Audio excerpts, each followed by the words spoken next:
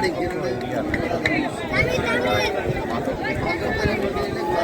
খেলাধুলার মাধ্যমে তাদের শারীরিক গঠন এটার পাশাপাশি তাদের এই যে 4-5 খেলছে তাদের মধ্যে একটি 8 দল, এই 8 দলের মধ্যে একটা বন্ডিং তৈরি হয় খেলাধুলার মাধ্যমে।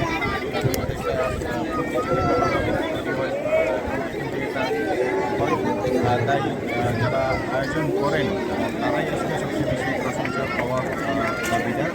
আমি যে খেলাধুলার মাধ্যমে আসলে যে সবচেয়ে বেশি প্রধান সেটা হচ্ছে যে আজকে ছেলেরা যারা মোবাইল থেকে তারা দূরে থাকে, মাদক থেকে দূরে থাকে, এরিয়ায়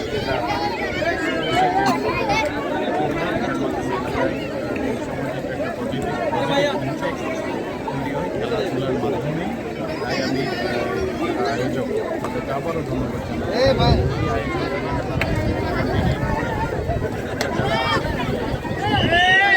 তারা এই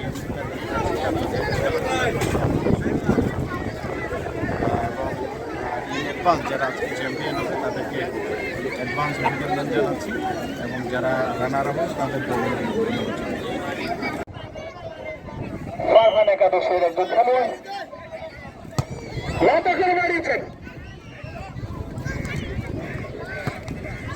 সুপ্রিয় দর্শক মন্ডলী, চলছে দ্বিতীয়ার্ধের একদম সর্বশেষ মুহূর্তের খেলা।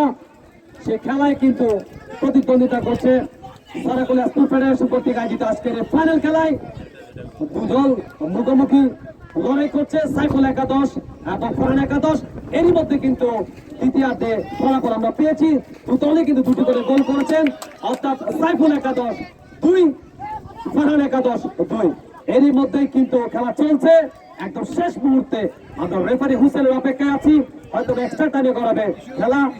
সেই সাথে চমৎকার ড্রিবলিং দেখছি খানিকটা গোল বোঝাবুঝি দেখছি চমৎকার সব পাস মিস পাস।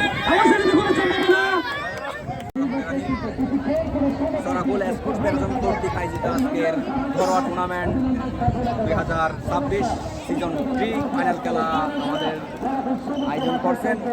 উক্ত খেলায় অংশগ্রহণ করছেন ফরহান একাদশ বনাম সাইফুল একাদশ 2, ফরহান একাদশ 2।